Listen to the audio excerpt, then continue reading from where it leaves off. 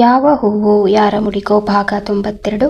ಲಕ್ಷ್ಮಿ ಸಾನ್ವಿಯನ್ನು ಕರೆಯಲು ಅವಳ ರೂಮ್ ಬಳಿ ಬರುವಷ್ಟರಲ್ಲಿ ಅಡ್ವೊಕೇಟ್ ಚಂದ್ರಕಾಂತ್ ಜೊತೆ ಸಾನ್ವಿಯ ಮಾತುಕತೆ ಮುಗಿದಿತ್ತು. ಲಕ್ಷ್ಮಿ, ಸಾನ್ವಿಯಮ್ಮ, ವಿಕ್ರಮಪ್ಪ ನಿಮ್ಮನ್ನ ಕರೀತಾವ್ರೆ ಎಂದಳು. ಸಾನ್ವಿ, ಇನ್ನೂ ಏನಾಗಬೇಕು, ನನ್ನನ್ನು ಪ್ರದರ್ಶನಕ್ಕೆ ಇಟ್ಟು ಮುಗೀತಲ್ಲ ಎಂದಳು. ಸಾನ್ವಿಗೆ ಬೇಸರವಾಗಿದೆ ಎಂದು ಅರಿತಿದ್ದ ಲಕ್ಷ್ಮಿ, ಊಟಕ್ಕೆ ಕರೀತಾವ್ರೆ ಎಂದಳು. ಸಾನ್ವಿ ಕೋಪದಲ್ಲಿ ರೂಮ್ನ ಬಾಗಿಲು ತೆಗೆದು ನನಗೆ ಏನೂ ಬೇಡ ಎಂದು ಹೇಳುತ್ತಾ ಹಾಕಿದ್ದ ಒಡವೆಗಳನ್ನು ತೆಗೆದು ಹಾಸಿಗೆ ಮೇಲೆ ಎಸೆಯುತ್ತಾ ಹಾಸಿಗೆಯಲ್ಲಿ ತೊಪ್ಪೆಂದು ಕುಳಿತಳು. ಲಕ್ಷ್ಮಿ ಅವಳನ್ನು ಸಮಾಧಾನ ಮಾಡುವ ಧ್ವನಿಯಲ್ಲಿ, ಅವ್ವ, ನಿಮಗೆ ನನ್ನ ಮಾತಿನ ಮೇಲೆ ನಂಬಿಕೆ ಆಯಿತಾ ಹೇಳವ್ವ, ನನ್ನ ಮನಸ್ಸಿಗೆ ನಿನ್ನ ವಿಕ್ರಮಪ್ಪನ ಮದುವೆ ಆಗೇ ಆಗುತ್ತೆ ಅನ್ನಿಸ್ತೈತೆ ಎಂದಳು. ಸಾನ್ವಿ, ನಿಮ್ಮ ಮಾತಿನ ಮೇಲೆ ನನಗೆ ನಂಬಿಕೆ ಇದೆ ಲಕ್ಷ್ಮಮ್ಮ, ಆದರೆ ನನ್ನ ಹಣೆ ಬರಹದ ಮೇಲೆ ನಂಬಿಕೆ ಇಲ್ಲ ಎಂದು ತನ್ನ ಹಣೆ ಚಚ್ಚಿಕೊಂಡಳು. ಲಕ್ಷ್ಮಿ ಸಾನ್ವಿಯ ಕೈ ಹಿಡಿದು, ಅವ್ವ, ಹಾಗೆಲ್ಲ ಅನ್ಬ್ಯಾಡಿ, ಆ ದೇವರು ನಮ್ಮ ಹಣೆಯಲ್ಲಿ ಏನು ಬರೆದಿರ್ತಾನೆ ಅಂತ ನಮಗೆ ಗೊತ್ತಿರಾಕಿಲ್ಲ. ನೀವು ಹೀಗೆಲ್ಲ ನೊಂದ್ಕೊಳ್ಳೋದನ್ನು ನೋಡಿದರೆ ಅಪ್ಪೋರು ಅಮ್ಮೋರು ನೊಂದ್ಕೋತಾರೆ. ನಮಗೆ ನಿಮ್ಮನ್ನು ಈ ಥರ ನೋಡೋಕೆ ಕಷ್ಟ ಆಯ್ತದೆ. ನಮಗೆ ಮೊದಲಿದ್ದ ಚಿನಕೂಲಿ ಸಾನ್ವಿಯಮ್ಮ ಬೇಕು. ಎಲ್ಲ ಕಷ್ಟಕ್ಕೂ ಒಂದು ಪರಿಹಾರ ಇದ್ದೇ ಇರ್ತದೆ ಅಂತ ಧೈರ್ಯ ಕೊಡ್ತಿದ್ದ ಆ ಸಾನ್ವಿಯಮ್ಮ ಬೇಕು. ರೌಡಿ ಮೋಸದಿಂದ ನನ್ನ ಮಗಳ ಕುತ್ತಿಗೆಗೆ ತಾಳಿ ಕಟ್ಕೊಂಡವಳು ಅನ್ನೋ ಕರುಣೆ ಇಲ್ಲದೆ ಕುಡಿದು ದಿನ ಹಿಂಸೆ ಕೊಟ್ಟು ಬಡಿತಿದ್ದ ನನ್ನ ಮಗಳು ಬಸ್ರಿ ಆದಾಗಲೂ ಮನುಷ್ಯತ್ವ ಕನಿಕರ ಇಲ್ಲದೆ ಹಿಂಸೆ ಕೊಡ್ತಿದ್ದ. ನನ್ನ ಮಗಳ ಜೀವನ ಎಷ್ಟು ಕಷ್ಟ ಆಗಿತ್ತು ಅದನ್ನು ನೋಡಿ ದಿನ ಕಣ್ಣೀರು ಹಾಕ್ತಿದ್ದ ನನ್ನ ಕಷ್ಟ ಏನು ಅಂತ ಕೇಳಿ ನನಗೆ ಧೈರ್ಯ ಹೇಳಿದ್ರಿ. ನಮ್ಮನೆಗೆ ಬಂದು ನನ್ನ ಅಳಿಯನಿಗೆ ಬುದ್ಧಿ ಹೇಳಿದ್ರಿ. ಯಾರ ಮಾತು ಕೇಳದ ಅವನು ನೀವು ಹೇಳಿದ ಬುದ್ಧಿ ಮಾತಿಗೆ ಬೆಲೆ ಕೊಟ್ಟು ಆಗ್ಲಿಂದ ನನ್ನ ಮಗಳನ್ನು ಚೆನ್ನಾಗಿ ನೋಡ್ಕೊತಾವನೆ. ಅವನು ಬಂದರೆ ಊರಿನಲ್ಲಿರೋ ಜನ ಹೆದರಿ ಮನೆ ಒಳಗೆ ಸೇರಿಕೊಂಡು ಬಾಗಿಲು ಹಾಕ್ಕೊಳ್ಳೋರು ಅಂತ ರೌಡಿ ನನ್ನ ಅಳಿಯ. ಸುಮಾರು ಸಲ ಜೈಲ್ಗೂ ಹೋಗಿ ಬಂದವನೆ. ಈಗ ಇಲಿ ಥರ ಆಗವನೆ. ನನ್ನ ಮಗಳಿಗೆ ಸ್ವಲ್ಪನೂ ಕಷ್ಟ ಬರದೇ ಇರೋ ಥರ ಚೆನ್ನಾಗಿ ನೋಡ್ಕೊತಾವನೆ. ಆ ನನ್ನ ಮಗಳ ಬಾಳನ್ನು ಸರಿ ಮಾಡಿದ್ರಿ. ನಿಮ್ಮ ಪ್ರಾಣದ ಹಂಗು ತೊರೆದು ಹೊಳೆಗೆ ಹಾರಿ ಒಂದು ಮಗಿನ ಪ್ರಾಣ ಉಳಿಸಿದ್ರಿ. ನಮಗೆ ಗೊತ್ತಿರೋ ಹಾಗೆ ಇಷ್ಟು, ಇನ್ನು ಗೊತ್ತಿಲ್ಲದೆ ಇನ್ನೆಷ್ಟು ಜನಕ್ಕೆ ಉಪಕಾರ ಮಾಡಿದಿರೋ ಏನೋ. ಇಷ್ಟೆಲ್ಲ ಒಳ್ಳೆಯದು ಮಾಡಿರೋ ನಿಮಗೆ ಆ ದೇವರು ಅನ್ಯಾಯ ಮಾಡೋಕ್ಕಿಲ್ಲ ಕಣ್ರವ್ವ ಎನ್ನುತ್ತಾ ಸಾನ್ವಿ ತಲೆ ನೇವರಿಸಿದಳು. ಸಾನ್ವಿ, ಏನೋ ನನಗೆ ನನ್ನ ಹಣೆ ಬರದ ಮೇಲೆ ನಂಬಿಕೆ ಇಲ್ಲ, ಆದರೆ ನಿಮ್ಮ ಮಾತಿನ ಮೇಲೆ ನಂಬಿಕೆ ಇಡ್ತೀನಿ. ನಿಮ್ಮ ಆಶೀರ್ವಾದದ ಮೇಲೆ ನನಗೆ ನಂಬಿಕೆ ಇದೆ. ರಾಮು, ಸ್ವರ್ಣ ಮತ್ತು ನೀವು ನನಗೆ ಒಳ್ಳೆಯದಾಗಲಿ ಅಂತ ಬಯಸಿದರೆ ಖಂಡಿತ ಒಳ್ಳೆಯದಾಗುತ್ತೆ ಎನ್ನುತ್ತಾ ಲಕ್ಷ್ಮಿಯ ಕಾಲಿಗೆ ಬಿದ್ದಳು. ಲಕ್ಷ್ಮಿ ಗಾಬರಿಯಿಂದ, ಅಯ್ಯೋ ನನ್ನ ತಾಯಿ, ನೀವು ನಮಗೆ ಅನ್ನ ಹಾಕ್ತಿರೋ ದೇವತೆ, ನಾನು ನಿಮ್ಮನೆ ಕೆಲಸದೋಳು, ನೀವು ನನ್ನ ಕಾಲಿಗೆ ಬೀಳೋದ, ಆ ಪಾಪನ ಎಲ್ಲಿ ಕಳ್ಕೊಳ್ಳವ ಎನ್ನುತ್ತಾ ಸಾನ್ವಿಯ ಭುಜ ಹಿಡಿದು ಮೇಲಕ್ಕೆತ್ತಿದಳು. ಸಾನ್ವಿ, ಲಕ್ಷ್ಮಮ್ಮ, ಇನ್ನೊಂದ್ಸಲ ನೀವು ನಿಮ್ಮನ್ನು ಮನೆ ಕೆಲಸದವರು ಅನ್ಬೇಡಿ. ಅಪ್ಪ ಅಮ್ಮನ ಕಳ್ಕೊಂಡು ನಾನು ಅನಾಥೆ ಆದಾಗ ಸ್ವರ್ಣ, ರಾಮು ಜೊತೆ ನೀವು, ನಂಜಮ್ಮ, ನಿಂಗಪ್ಪ ಎಲ್ಲರೂ ನನ್ನನ್ನು ಸಾಕಿ ಬೆಳೆಸಿದ್ದೀರಿ. ವಿಕ್ರಮ್ ನನ್ನನ್ನು ನೀರಿಗೆ ತಳ್ಳಿದಾಗ ನೀವು ನೋಡದೇ ಇದ್ದಿದ್ರೆ ನನ್ನ ಪ್ರಾಣ ಹೋಗಿರ್ತಿತ್ತು.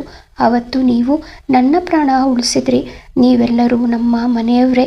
ಇನ್ಯಾವತ್ತೂ ಈ ರೀತಿ ಮಾತಾಡಿ ನನ್ನ ಮನಸ್ಸನ್ನು ನೋಯಿಸಬೇಡಿ ಎಂದಳು. ಲಕ್ಷ್ಮಿ, ಕ್ಷಮಿಸಿಬಿಡವ್ವ, ಇನ್ಯಾವತ್ತೂ ಹೀಗೆ ಮಾತಾಡೋಕ್ಕಿಲ್ಲ. ನೀವು ನಮ್ಮೆಲ್ಲರ ಪ್ರೀತಿಯ ಕೂಸು. ಸರಿ ಕಣವ್ವ, ನಾನು ಬಂದು ತುಂಬ ಹೊತ್ತಾಯಿತು. ಎಲ್ಲರೂ ಊಟಕ್ಕೆ ಕೂತವ್ರೆ, ಬಡಿಸ್ಬೇಕು. ಬೇಗ ಬಟ್ಟೆ ಬದಲಾಯಿಸ್ಕೊಂಡು ಬಾರವ್ವ, ನಾನು ಹೋಗಿರ್ತೀನಿ ಎಂದು ಗಡಿಬಿಡಿಯಲ್ಲಿ ಹೊರಗೆ ಹೋದಳು. ಸಾನ್ವಿ ಸೀರೆ ಬದಲಿಸಿ ಚೂಡಿದಾರ್ ಹಾಕಿಕೊಂಡಳು. ಲಕ್ಷ್ಮಿ ಅವಸರದಲ್ಲಿ ಡೈನಿಂಗ್ ಟೇಬಲ್ ಬಳಿ ಬಂದಳು. ಸ್ವರ್ಣ, ಲಕ್ಷ್ಮಿ ಯಾಕೆ ಇಷ್ಟೊತ್ತು ಸಾನ್ವಿ ಬರಲಿಲ್ವಾ ಎಂದಳು. ಲಕ್ಷ್ಮಿ, ಅಮ್ಮೋರೆ, ಸಾನ್ವಿ ಅಮ್ಮ ಅವರ ಅಪ್ಪ ಅವ್ವನ್ನ ನೆನೆಸ್ಕೊಂಡು ಅಳ್ತಿದ್ರು, ಅದಕ್ಕೆ ಸಮಾಧಾನ ಮಾಡ್ತಿದ್ದೆ. ಇನ್ನೇನು ಬರ್ತಾರೆ ಎಂದು ಗಾಬರಿಯಿಂದ ಸುಳ್ಳು ಹೇಳಿದಳು. ಸ್ವರ್ಣ, ನನ್ನ ಕಂದ ಅಳ್ತಿದ್ಯಾ ಎಂದು ಊಟ ಬಿಟ್ಟು ಹೇಳುತ್ತಿದ್ದವಳನ್ನು ವಿಕ್ರಮ್, ಅಮ್ಮ ನೀವು ಅಲ್ಲಿಗೆ ಹೋದರೆ ಸಾನ್ವಿ ಅಳೋದನ್ನು ಇನ್ನೂ ಜಾಸ್ತಿ ಮಾಡ್ತಾಳೆ. ಲಕ್ಷ್ಮಮ್ಮ ಹೇಳಿದ್ರಲ್ಲ ಸಾನ್ವಿ ಬರ್ತಾಳೆ ಅಂತ ಎಂದ. ಸ್ವರ್ಣ ಭಾರವಾದ ಮನಸ್ಸಿನಿಂದ ಕುಳಿತಳು. ಸ್ವಲ್ಪ ಹೊತ್ತಿನ ನಂತರ ಸಾನ್ವಿ ಬಂದಳು. ಎಲ್ಲರೂ ಅವಳನ್ನೇ ಅನುಕಂಪದಿಂದ ನೋಡುತ್ತಿದ್ದರು. ಅವಳನ್ನು ನೋಡಿದ ನಿತಿನ್, ಸಾನ್ವಿ, ನಮ್ಮ ಮದುವೆ ಆದಮೇಲೆ ನಿಮಗೆ ಸ್ವಲ್ಪನೂ ನೋವಾಗಬಾರ್ದು, ಹಾಗೆ ನೋಡ್ಕೋತೀನಿ, ಇದು ನಿಮಗೆ ನನ್ನ ಪ್ರಾಮಿಸ್ ಎಂದು ಮನಸ್ಸಲ್ಲೇ ಹೇಳಿಕೊಂಡ. ಸಾನ್ವಿ ಎಲ್ಲರಿಗೂ ಊಟ ಬಡಿಸಲು ಪ್ರಾರಂಭಿಸಿದಳು. ಲಕ್ಷ್ಮಿ, ಸಾನ್ವಿ ಅಮ್ಮ, ನೀವು ಕುತ್ಕೊಳ್ಳಿ, ನಾನೇ ಬಡಿಸ್ತೀನಿ ಎಂದಳು. ಸಾನ್ವಿ, ಇಲ್ಲ ಲಕ್ಷ್ಮಮ್ಮ, ನನಗೆ ಹಸಿವಿಲ್ಲ, ಈಗಲೇ ಊಟ ಬೇಡ, ಊಟ ಬಡಿಸೋಕೆ ನಿಮಗೆ ಸಹಾಯ ಮಾಡ್ತೀನಿ ಎಂದು ಹೇಳಿ ತನ್ನ ಕೆಲಸ ಮುಂದುವರಿಸಿದಳು. ಲಕ್ಷ್ಮಮ್ಮ, ಸಾನ್ವಿ ಅಪ್ಪ ಅಮ್ಮನ್ನ ನೆನೆಸಿಕೊಂಡು ಅಳ್ತಿದ್ಲು ಎಂದು ಹೇಳಿದ್ದರಿಂದ ಯಾರೂ ಅವಳನ್ನು ಬಲವಂತ ಮಾಡುವ ಪ್ರಯತ್ನ ಮಾಡಲಿಲ್ಲ.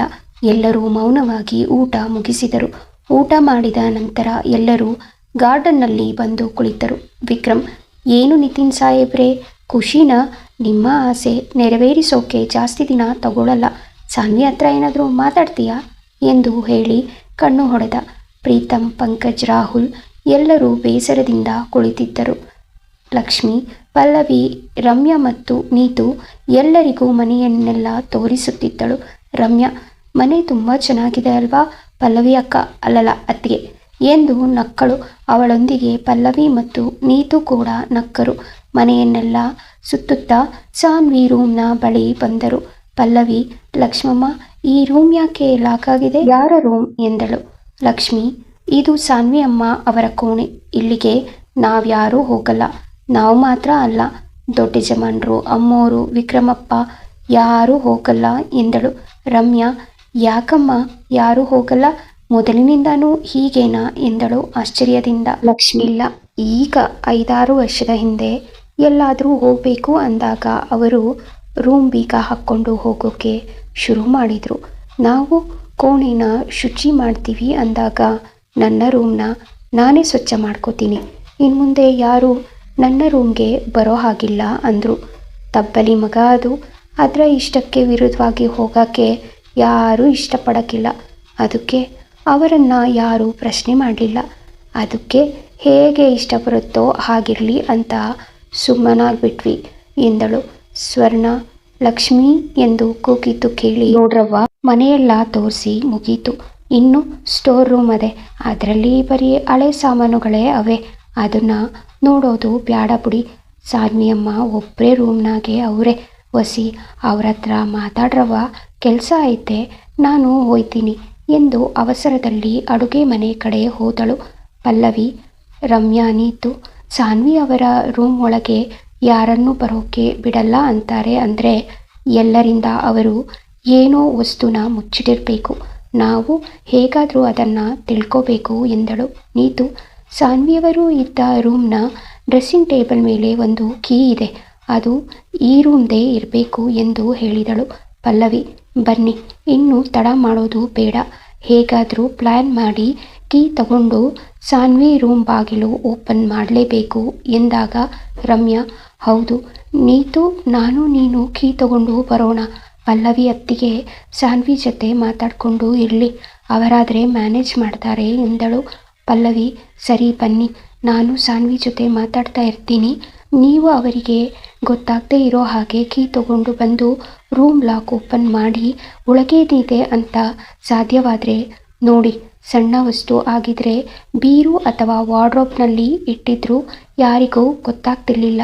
ನನಗನ್ನಿಸೋ ಪ್ರಕಾರ ಎಲ್ಲರ ಕಣ್ಣಿಗೆ ಕಾಣೋ ವಸ್ತು ಇರಬೇಕು, ಅದಕ್ಕೆ ಅದನ್ನು ನೋಡಬಾರ್ದು ಅಂತ ರೂಮ್ ಒಳಗೆ ಯಾರನ್ನೂ ಬಿಡ್ತಿಲ್ಲ ಅನಿಸುತ್ತೆ ಎಂದು ತನಗನ್ನಿಸಿದ್ದನ್ನು ಹೇಳಿದಳು. ಮುಂದೇನು?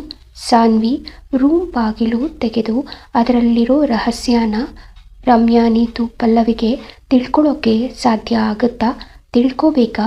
ಕತೆಗಾಗಿ ಕಮೆಂಟ್ ಮಾಡಿ, ಕತೆಯ ಬಗ್ಗೆ ನಿಮ್ಮ ಅಭಿಪ್ರಾಯ ತಿಳಿಸಿ. ನಿಮಗೆ ಈ ಕತೆ ಇಷ್ಟವಾದಲ್ಲಿ ದಯವಿಟ್ಟು ಸಬ್ಸ್ಕ್ರೈಬ್ ಮಾಡ್ಕೊಳ್ಳಿ, ಲೈಕ್, ಶೇರ್ ಮತ್ತು ಕಮೆಂಟ್ ಮಾಡಿ. ಧನ್ಯವಾದಗಳು.